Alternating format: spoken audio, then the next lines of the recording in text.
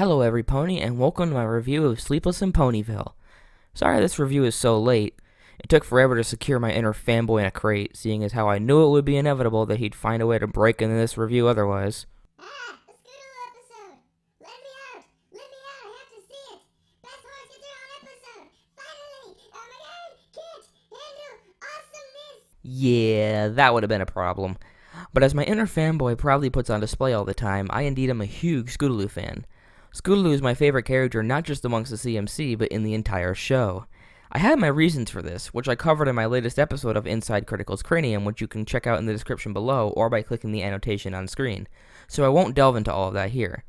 Scootaloo wasn't always my favorite though, so when this episode originally aired, I wasn't any more excited than normal that she'd get the lead role in this episode. What I was excited about, however, is the concept of Scootaloo's ever-evolving relationship with Rainbow Dash, and how it was going to be expanded on in this episode. This was Corey Powell's first episode on the writing staff, and he has since proven himself to be kind of flip-floppy when it comes to episodes. Many fans and analysts really enjoy this episode as well as one of his other works, Inspiration Manifestation, in Season 4. However, his other two episodes, Just for Sidekicks and Rainbow Falls, are often critically panned as some of the worst episodes in the show by the analysis community. Does Corey Powell's script for Sleepless in Ponyville sink or swim for me? Let's find out. Our episode begins with Scootaloo pulling off some wicked stunts on her scooter when she gets complimented by her idol, Rainbow Dash, on her quote-unquote nice moves.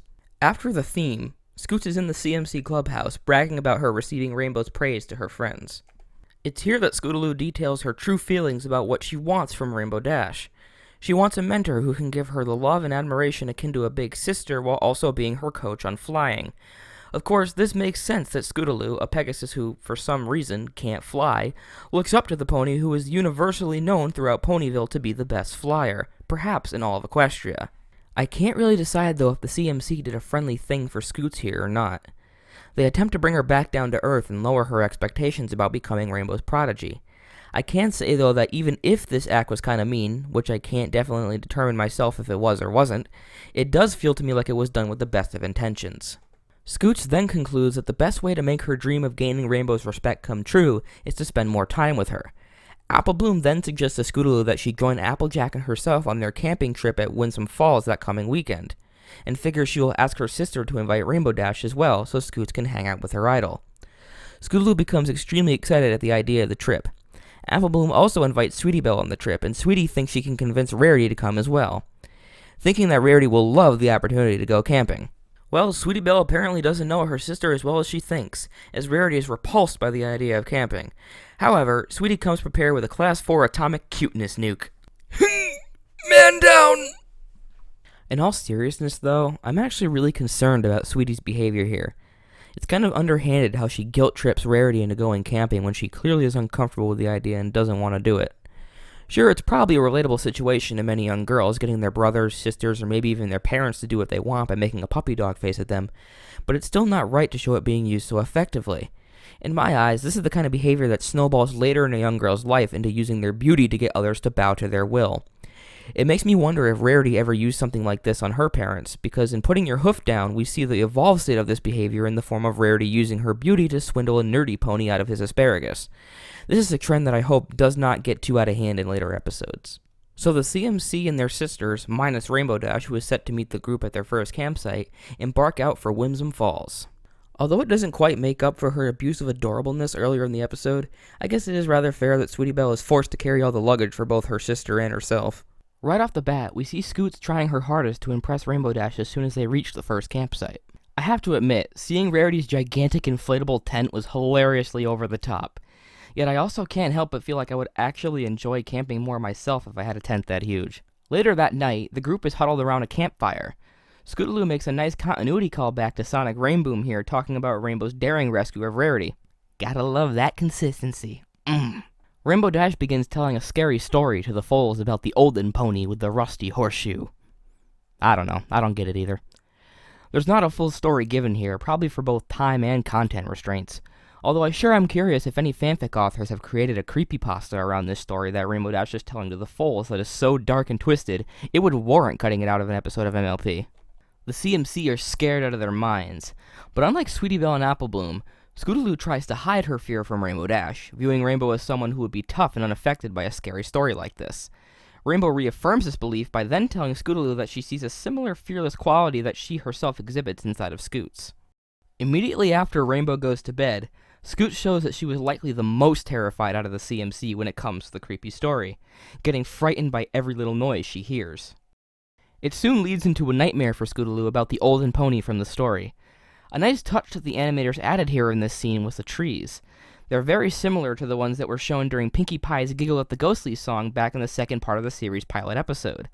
Perhaps that song took place within a shared nightmare of the main six that Nightmare Moon created to slow them down. There's a theory for you. Scootaloo is soon awoken by her nightmare, and it's shown that she's too terrified to fall back asleep. She spends the rest of the night awake, shaking in fear. On the way to the next campsite, Scootaloo shows how sleep-deprived she really is, falling asleep while riding her scooter and narrowly escaping tragedy several times. Once Scoots breaks a branch by stepping on it and freaks out so badly that she catapults into the sky, Applejack begins to take notice of Scootaloo's nervousness. What's puzzling to me is how oblivious AJ is as to why Scoots is so jumpy and why she can't put two and two together. It's a bit of a shame that they dumbed down Applejack in this episode to just blandly accept Scootaloo's poor excuse of exercise. Come to think of it, there's actually very little reason for AJ to be here at all, apart from being supervision for Apple Bloom. Rarity is the comedic relief, and Rainbow, Scoot, Sweetie, and Apple Bloom are all servicing the plot. What is Applejack doing that's so important here? Her concern for Scoots doesn't really go anywhere either. I could understand her purpose if we, the audience, didn't know how Scoots was feeling about these stories, but since we do, it feels like a waste of her character. Logically, it makes sense that she's there, but in the terms of the plot of this episode, I have to say it's rather contrived and pointless. The 3 fillies and 3 mares reach the campsite by dusk, and Scootaloo is tasked with gathering wood for a campfire. It's a simple and pretty humorous scene, but I can really relate to Scootaloo's situation here. There have been many times in my life where I've been so afraid of what lies in the dark that I behave just like Scoots does in this scene. I've tried to psych myself up to enter a scary situation, only to wuss out a few times before finally rushing into it, even more terrified than I was before. Then, after a second scary story about a headless horse, Scootaloo tries to keep everyone awake for what seems like hours to avoid sleeping in a dark and spooky cave. But eventually, even she can't stay awake and falls asleep, falling victim to another nightmare. However, this time, Scootaloo isn't alone. She's visited by Princess Luna in an amazingly animated sequence. This is the first moment the fandom discovered that Luna could dreamwalk, and ever since, headcanons and theories have exploded about Luna's personality and her role as Princess of the Night. This aspect of Luna's character is just so fun to work with and speculate on for fans, and I'm sure the animators and writers enjoy it too. Heck, I'm in the process right now of creating a grimdark fanfic that capitalizes on this very fact as a main element to the plot.